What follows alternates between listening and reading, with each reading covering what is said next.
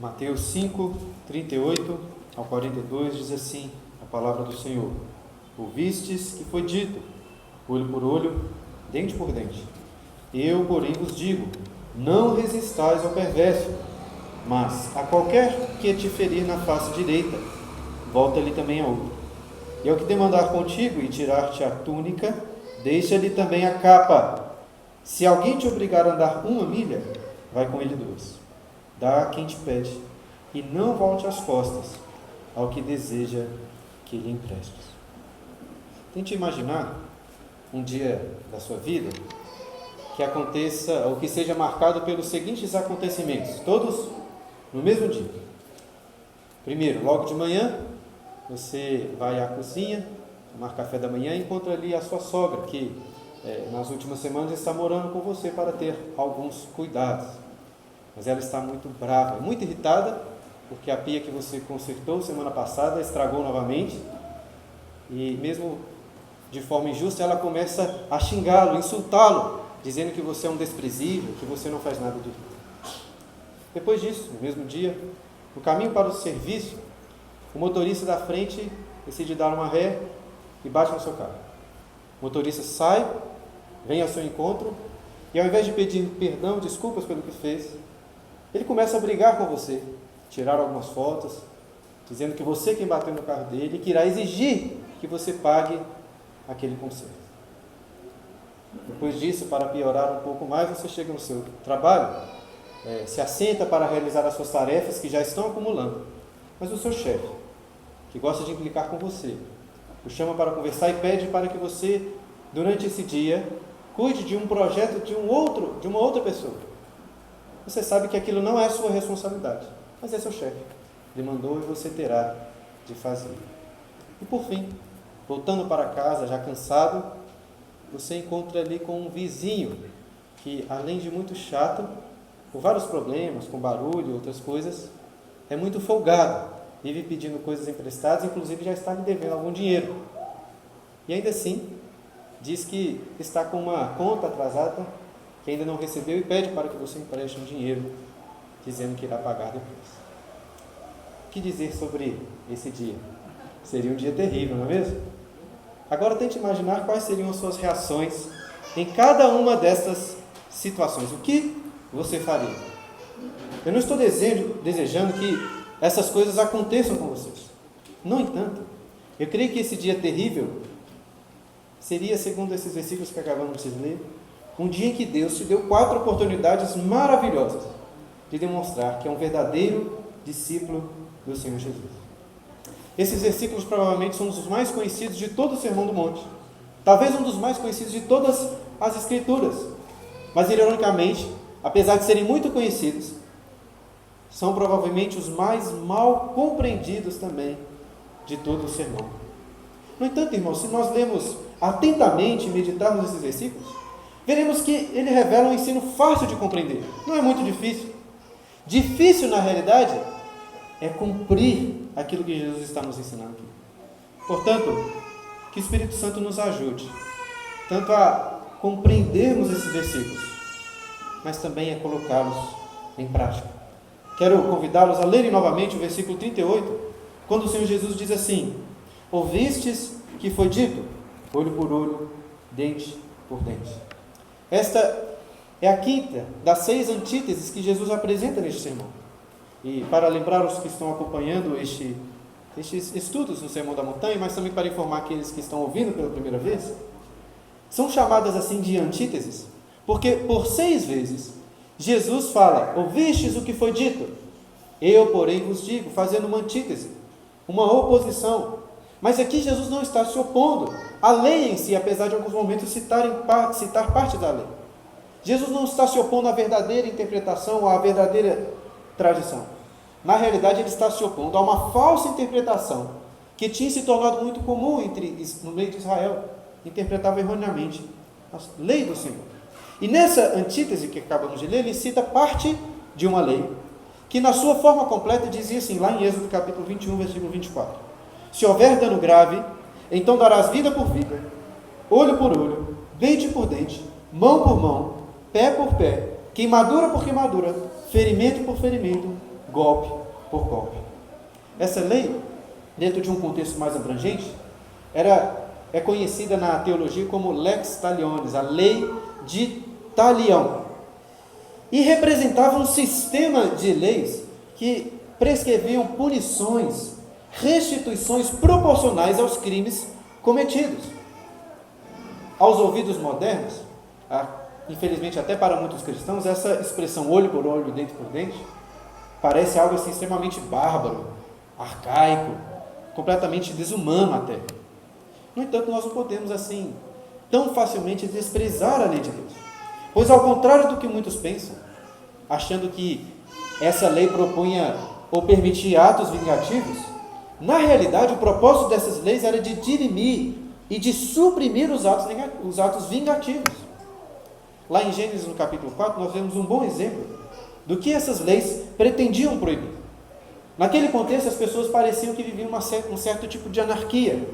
E Moisés registra lá no capítulo 4 de Gênesis, que na descendência de Caim, tinha um homem chamado Lameque, que se gabava para as pessoas dizendo assim: matei um homem porque ele me feriu, e um rapaz porque me pisou. 7 vezes se tornará a vingança de Caim. De Lameque, porém, 70 vezes 7. Ou seja, um homem o feriu, um jovem somente pisou nele, e ainda assim sofreu como punição a morte. A proporção da vingança, do juízo para Lameque era 70 vezes 7. E como Lameque, diversas outras pessoas na história e no mundo são marcadas por aplicarem assim a sua vingança, a justiça, de uma forma completamente desproporcional. A lei de Talião, no entanto, tinha como objetivo estabelecer critérios justos e proporcionais para punir, para restituir.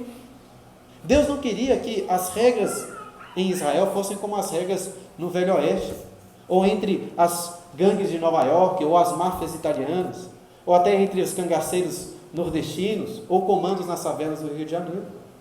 Para esses grupos, a justiça é feita por intermédio de uma vingança pessoal, assim como Lameque fez. Eles dizem assim: olha, se uma pessoa me ferir, cometer algum crime ou injustiça contra mim, eu mesmo, ou a minha família, ou o meu grupo, aplicará a vingança. E a vingança será de acordo com os meus próprios critérios. Mas em Israel não deveria ser assim. As punições deveriam ser proporcionais, olho por olho, dente por dente. Nós já até estudamos bastante sobre este assunto, quando estudamos na escola dominical o assunto magistrado civil. Não vou entrar em tantos detalhes. Mas um outro aspecto muito importante que eu gostaria de destacar dessas leis em Israel é que elas não poderiam ser cumpridas de forma pessoal. A vingança cabia apenas ao magistrado, aos juízes responsáveis da época. Levítico capítulo 19, versículo 18, explicitamente proibia a vingança pessoal, dizendo assim: não te vingarás, nem guardarás ira contra os filhos do teu povo, mas amarás o teu próximo como a ti mesmo. Eu sou o Senhor. Nós vemos também esse entendimento no Novo Testamento, quando Paulo, lá no capítulo 12, versículo 19, diz assim: não vos vinguei a vós mesmos, amados, mas dai lugar à ira, porque está escrito: a mim pertence a vingança, eu é que retribuirei, diz o Senhor. Portanto, irmãos, tanto no Antigo como no Novo Testamento, Deus proíbe claramente a vingança pessoal. No entanto, em Romanos, no capítulo seguinte, logo depois, Paulo diz que o magistrado civil, as autoridades instituídas, são ministros de Deus vingador, pois Deus deu a eles a autoridade, o poder da espada, para vingar, para punir e para exigir restituição. Ou seja, o indivíduo, uma pessoa, não pode por si mesmo, pelas suas próprias mãos, julgar, aplicar a punição e pedir a restituição. Mas as autoridades instituídas não só podem, como devem fazer isso. E a lei de Talião, irmãos, essa lei olho por olho, era e ainda é um bom princípio de lei, que aborda sobre a restituição, como essas restituições deveriam acontecer. Como disse antes, Jesus aqui não está se opondo à lei, essa lei é uma lei boa. Ele está se opondo à falsa interpretação dessa lei. E qual o erro dos escribas, fariseus e muitos judeus ao interpretarem essa lei?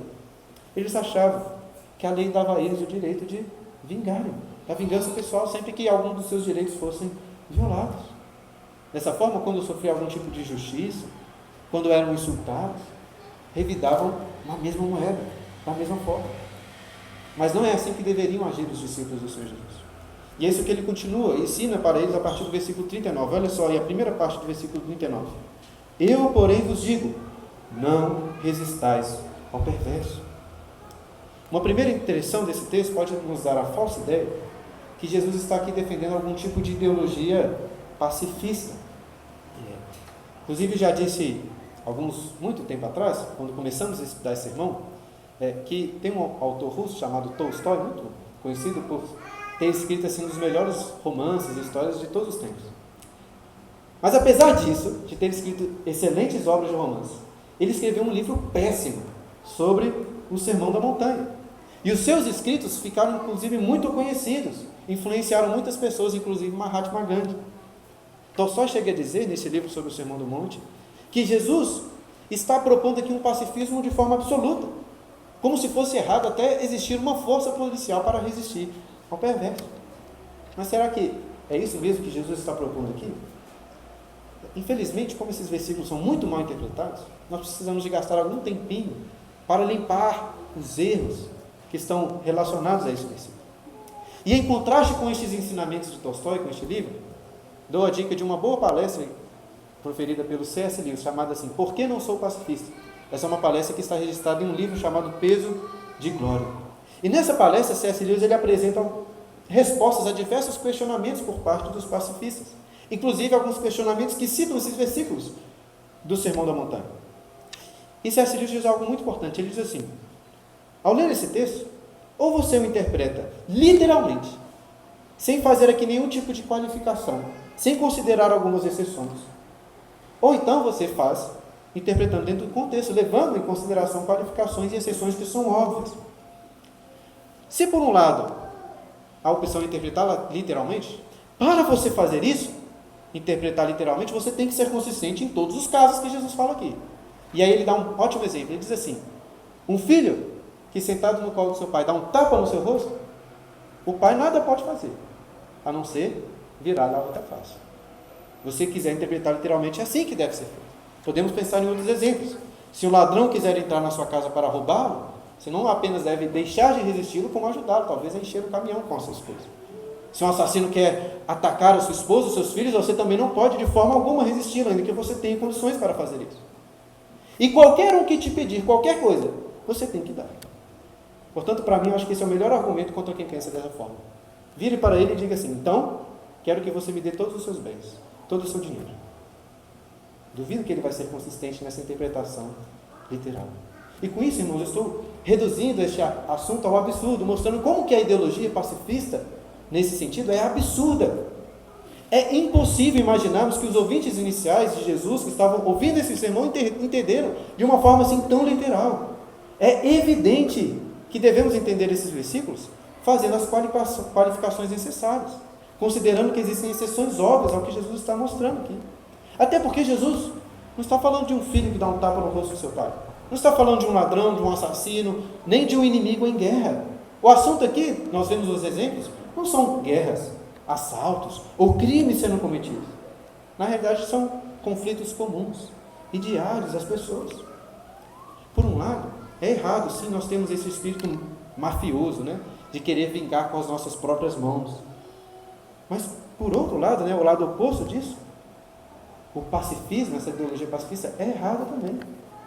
Talvez até o pior do que o bang-bang do Velho Oeste, ou as máfias italianas, né, o seu domínio, é esse pacifismo, essa ideologia que protege malfeitores. Deus deu o poder da espada para as autoridades que devem julgar e punir. Jesus não era pacifista, nem mesmo um defensor dos, entre aspas, direitos modernos, né, que a modernidade tem defendido. Dessa forma, irmãos, tendo feito uma rápida limpeza aqui dessa sujeira de falsas interpretações, vamos meditar sobre o que Jesus de fato está ensinando aos seus discípulos. Esse é o mais importante. E nos versículos seguintes nós veremos que ele amplia esse princípio aí, não resistais ao perverso, com quatro exemplos de como que isso se dá na prática. E no versículo 39, na continuação, diz assim, mas a qualquer que te ferir na face direita, volta-lhe também a outra. Em primeiro lugar, Jesus fala aqui então de uma pessoa que lhe fere na face direita. E nós precisamos de compreender bem o que Jesus está querendo dizer com isso, porque ele é muito específico. Ele fala de ferir uma pessoa na face direita. E o que isso significa? A grande maioria das pessoas são destras. Acho que Jesus estava considerando isso.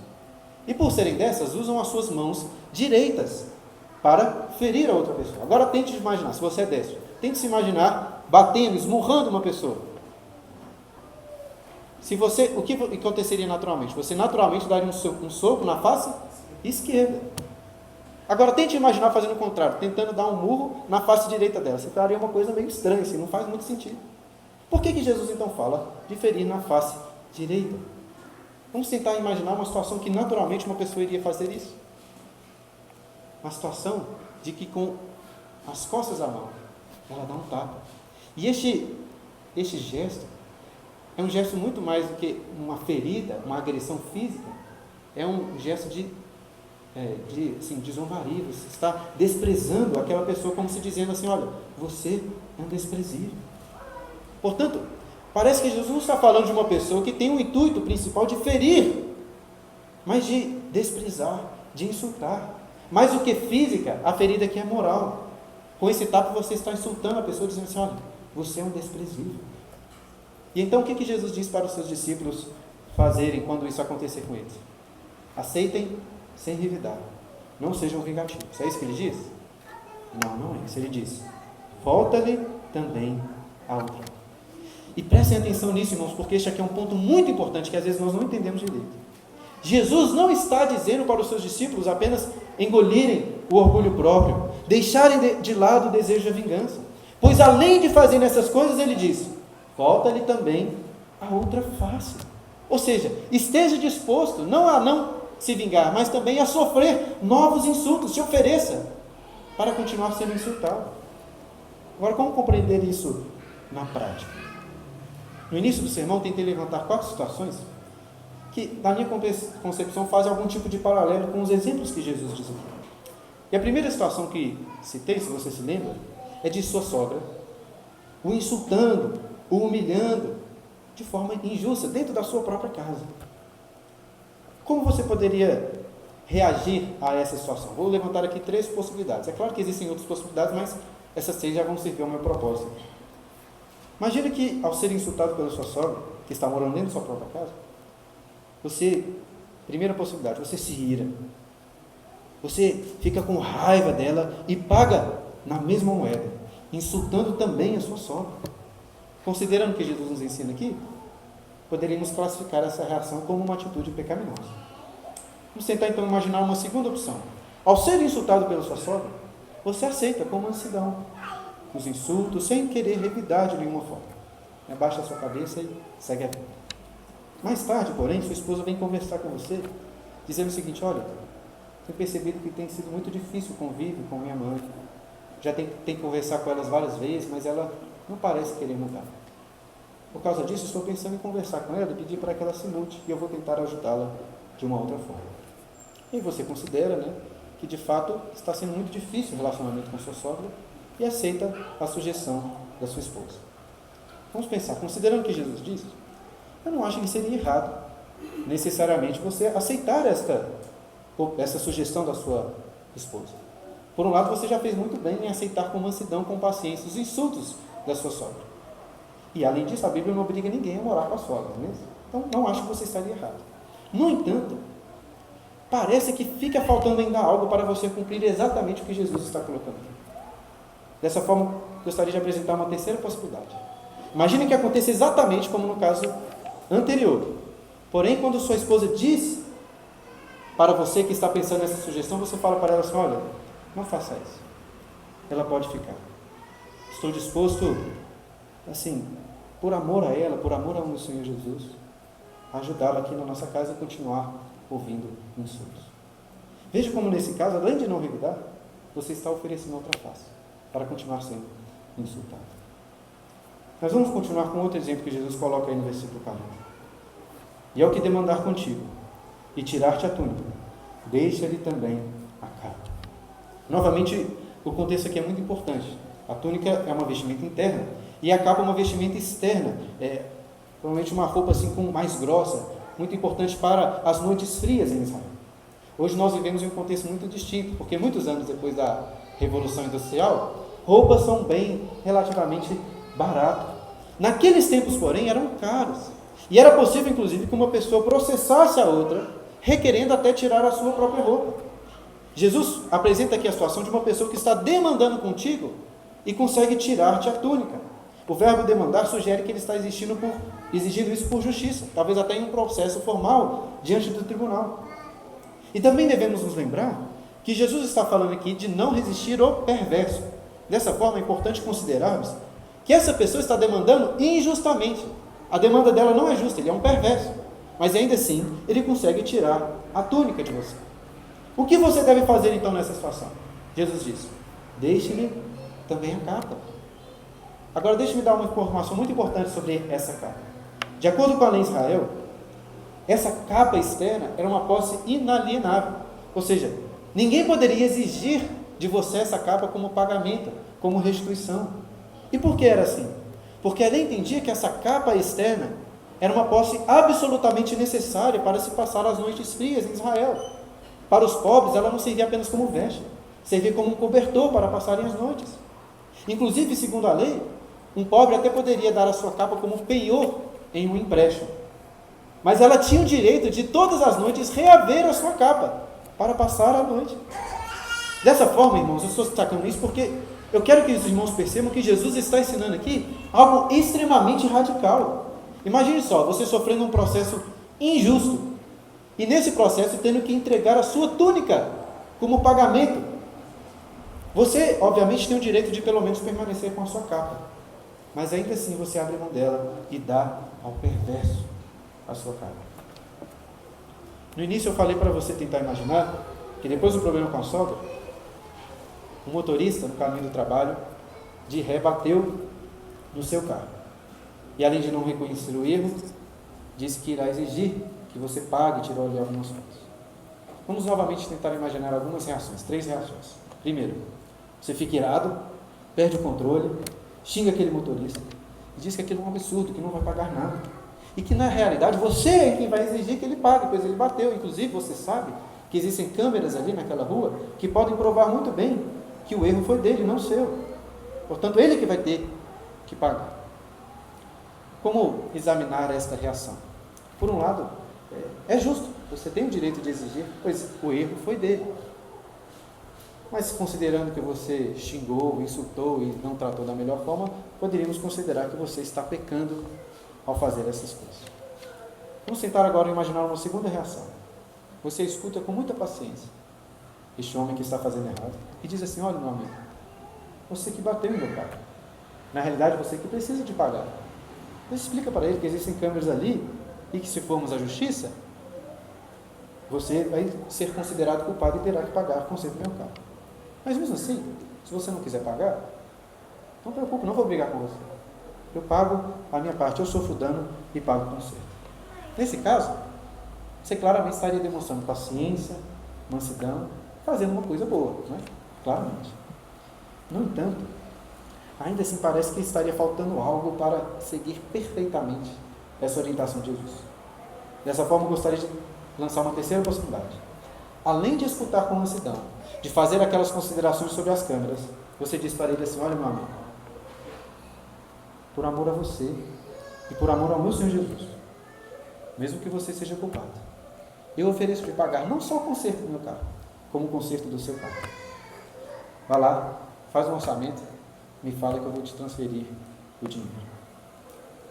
Irmãos, eu sei que essa é uma opção que parece absurda, mas assim, não me parece uma opção menos absurda do que entregar a sua própria capa, a única capa que você tinha para passar uma noite fria em Israel. E no versículo 41, Jesus continua dizendo assim, no terceiro exemplo prático: se alguém te obrigar a andar 1 milha, vai com ela 2. Por que alguém obrigaria você a andar 1 milha? Pelo que indica o contexto daquela época, essa é uma prática muito comum entre os soldados romanos, em áreas onde o Império Romano tinha conquistado terras. E eles tinham o direito de pedir qualquer civil de carregarem as suas bagagens por 1 milha. Era uma espécie de serviço compulsório para os civis. E, obviamente, era um serviço extremamente impopular. Imagina você tendo que parar de fazer o que você está fazendo para carregar as bagagens de um soldado do império que dominou a sociedade. Você não tem lá muitos bons olhos para aquele império. Eu não imagino os judeus fazendo isso aqui com alegria, muito pelo contrário. Deveriam odiar esse tipo de tratamento. E que no lugar deles não acharia terrível também. Mas Jesus disse para os seus discípulos que eles deveriam não carregar apenas uma, mas irem 2 milhas carregando. Voltemos àquele dia terrível que estávamos imaginando. Depois dos problemas com sua sogra, com o carro, você chega ali no trabalho para fazer as suas tarefas que já estão acumulando, e seu chefe, que gosta de pegar no seu pé, pede que ao invés você cuide de um projeto de outro funcionário. Vamos imaginar algumas reações novamente. Primeiro, você reclama com seu chefe, dizendo que aquilo é injusto, que aquelas não são suas responsabilidades, e que você tem outras atividades para fazer. Mas ainda assim ele insiste, seu chefe obriga, e você obedece, não tem outra opção. Mas por vingança, você cumpre aquele trabalho durante o dia da pior forma possível. Nesse caso, ainda que você esteja sendo injustiçado, claramente você estaria indo contra os ensinos de Jesus, pois por vingança você está tratando assim o seu chefe. Vamos então imaginar uma segunda possibilidade. Mesmo sabendo que seu chefe costuma tratá-lo injustamente, você faz aquele trabalho sem reclamar, da melhor forma possível. Nesse caso, claramente você está fazendo uma coisa boa, não é verdade? No entanto, ainda assim, parece que o ensino de Jesus não para por aí. Imagine então uma terceira possibilidade.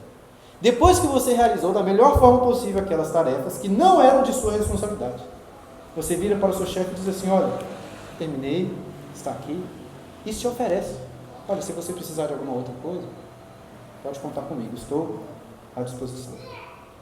Percebam que nesse caso você carregou as bagagens do soldado não por 1 milha apenas, mas se ofereceu para carregar também por todos. E o último exemplo que Jesus dá no versículo 42, quando diz: dá a quem te pede e não voltes as costas ao que deseja que te emprestes. Como disse, este é o quarto e último exemplo prático que Jesus dá aqui para corrigir essa falsa interpretação que tinham sobre a lei, olho por olho, dente por dente. E Jesus ensina então que os seus discípulos eles devem ser caridosos, tanto ao dar, na caridade, como também em conceder empréstimos. E de fato nós devemos, como cristãos, ser generosos com todos. Mas mais uma vez devemos lembrar do contexto, pois Jesus diz essas palavras aqui em um contexto muito específico. Ele está corrigindo a falsa interpretação da lei sobre a vingança, sobre como tratar o perverso. Portanto, ainda que a generosidade cristã se aplique a todas as pessoas, creio que Jesus está ressaltando que como deve ser a generosidade, em especial para com o perverso. Quando o perverso lhe faz uma coisa ruim, quando ele faz mal, pode até ser que você não seja vingativo, querendo pagar o mal com o mal, você se controle. Mas talvez você pense assim: olha, eu não vou revidar o que ele fez, tudo bem, mas se ele me pedir ajuda, não vou ajudar. Mas Jesus está corrigindo esse tipo de pensamento. Não basta apenas deixar de nos vingar a nós mesmos. A opção que Jesus, que a Bíblia nos ensina, não é pagar o mal com a neutralidade ou com a indiferença. É pagar o mal com o bem. Por isso devemos ser generosos, Jesus está nos ensinando, até com os inimigos, até com aquelas pessoas que nos fazem o mal. Inclusive, ele vai expandir este ensinamento na próxima antítese, que, se Deus abençoar, estudaremos no próximo domingo. Mas, já aqui, podemos aprender que devemos ser caridosos para com todos, sem dar as nossas costas, nem mesmo ao perverso. E ainda que dar e emprestar sejam atitudes distintas, em certo sentido elas são iguais. Como assim? Quando você dá algo para uma pessoa, você não espera que ela o devolva, você está dando. Quando você empresta, é natural, você de alguma forma espera que ela possa devolver aquilo que você está emprestando, ou pagar novamente.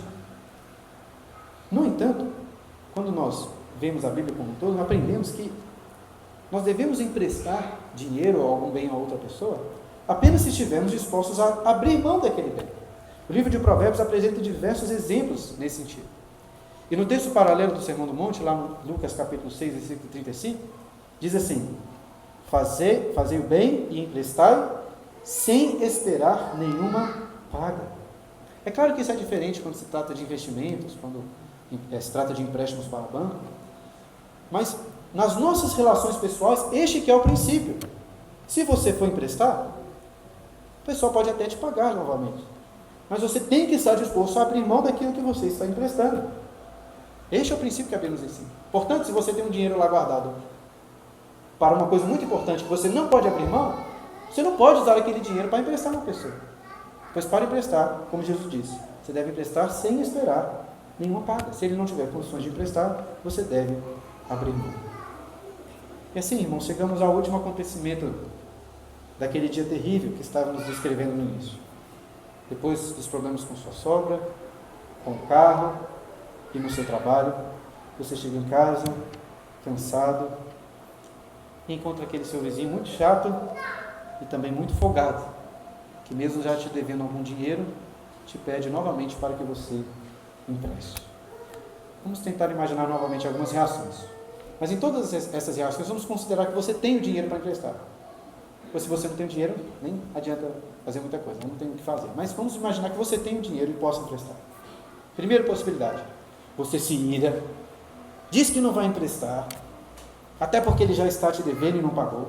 Inclusive aproveita essa ocasião para despejar nele toda a sua indignação por causa do barulho que ele faz e de todos os outros problemas que você tem. O que dizer sobre esta reação? Eu acho muito difícil afirmar que essa pessoa estaria necessariamente errada em não querer emprestar o dinheiro.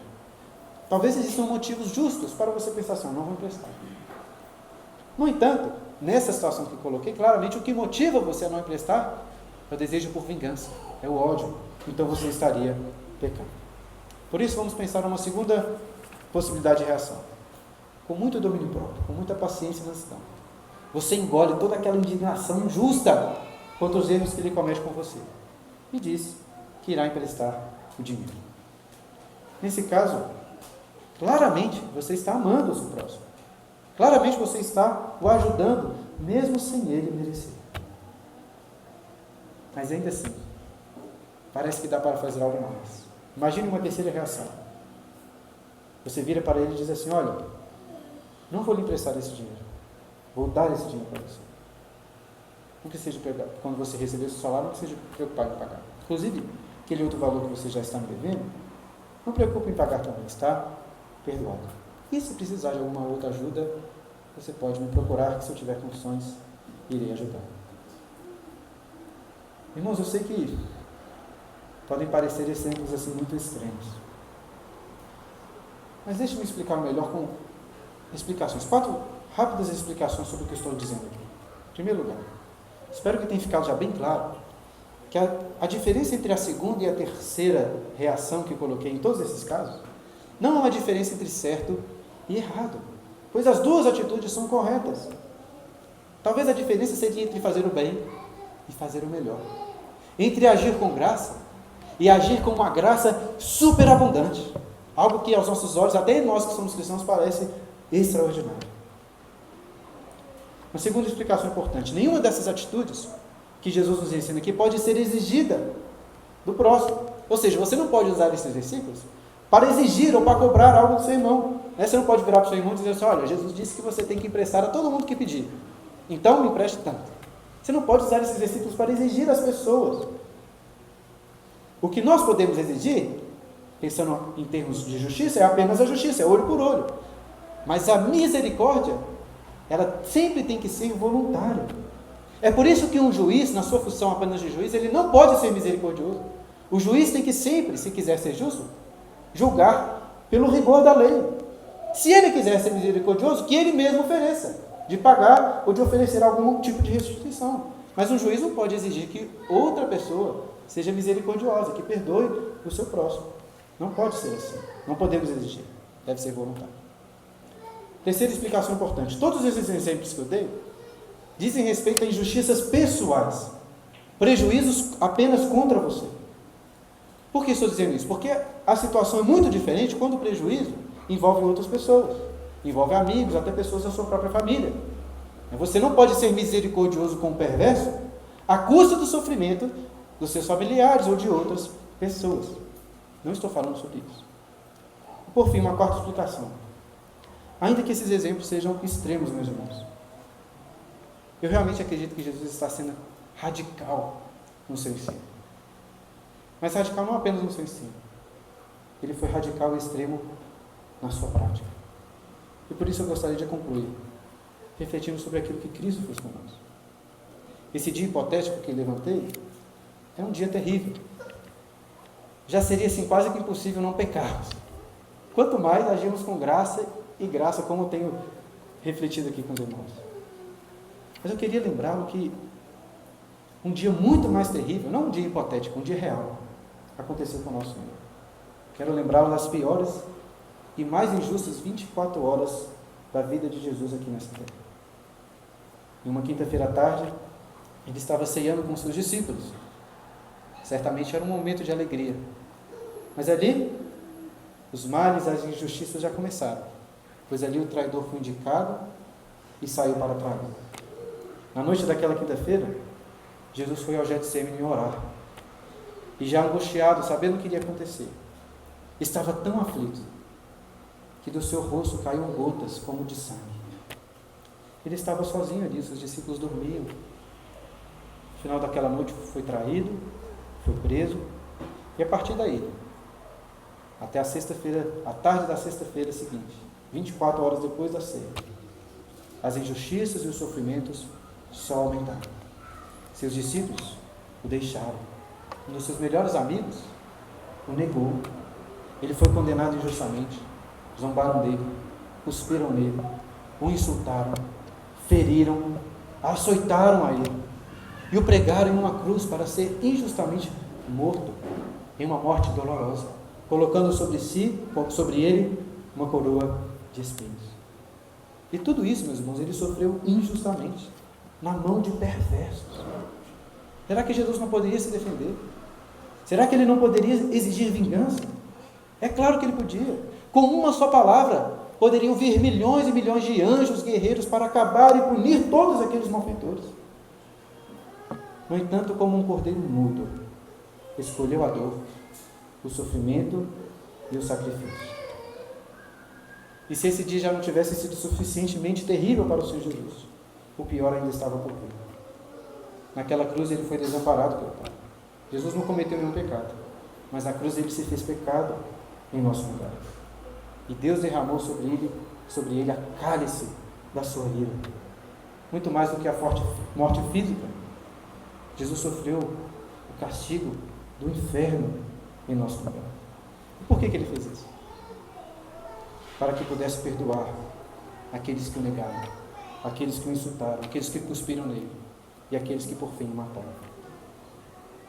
E meu irmão, não pense porque você não estava lá, que você não tem nada a ver com isso. Se como eu, você crê no Senhor Jesus, tem fé nele, sabe que eu e você somos culpados por isso, ele morreu por nossa culpa. Não imagine outras pessoas lá fazendo isso, imagine você. Nós falamos aqui sobre alguém ferir o outro na sua face direita, mas o fato, irmãos, é que nós cuspimos na face de Cristo, zombamos e insultamos ele. Nós falamos sobre alguém injustamente tirando de nós a túnica, mas naquele dia nós rasgamos as vestes do nosso Senhor Jesus e o deixamos nu para ser injustamente condenado à morte. Nós falamos sobre um soldado romano exigindo que carregássemos sua bagagem. Naquele dia exigimos que ele carregasse a nossa cruz. Falamos sobre pessoas pedindo para nós, até o perverso pedindo para nós algum dinheiro emprestado. Mas o fato é que naquele dia nós lançamos todas as nossas dívidas sobre Jesus para morrer e pagar por todas elas. Portanto, irmãos, não me venham falar que esses exemplos que eu dei são extremos demais. Deveríamos ter vergonha até de pensar nisso, comparando com o que Cristo fez em nosso favor. E não para por aí. Porque o Evangelho não é só sobre a cruz de Cristo. O sacrifício de Jesus na cruz seria suficiente para o perdão dos nossos pecados. E tente imaginar que ele apenas tivesse morrido por você na cruz. Eu não acho que dá para separar isso tão bem na teologia, mas vamos tentar imaginar. Se fosse assim, de fato teríamos a nossa dívida paga, o que já seria algo maravilhoso. Mas talvez voltaríamos a ser como Adão, no paraíso, sem pecado. Mas como garantir a vida eterna? Como garantir? Quem poderia garantir que não iríamos pecar novamente e cair mais uma vez? Irmãos, Jesus não veio apenas para morrer pelos nossos pecados. Jesus não teve apenas um dia terrível. Mesmo sendo Deus, Ele escolheu se humilhar por 33 míseros anos de vida nessa terra, para que em cada dia desses 33 anos pudesse cumprir perfeitamente a lei de Deus em nosso lugar, para que pela sua justiça fôssemos justificados. Se Jesus concedesse apenas perdão, já seria assim uma tremenda demonstração de graça e amor. Mas a lei do perdão, Ele concedeu para nós, mesmo nós sendo seus inimigos, a justiça, através da sua obediência. Conquistou para nós a vida eterna. Irmãos, isso não é apenas graça. É graça superabundante. E como nós lemos em 1 Pedro, creio que este é o padrão que devemos ter. Um amor para com o nosso próximo, até para com aqueles que são nossos inimigos.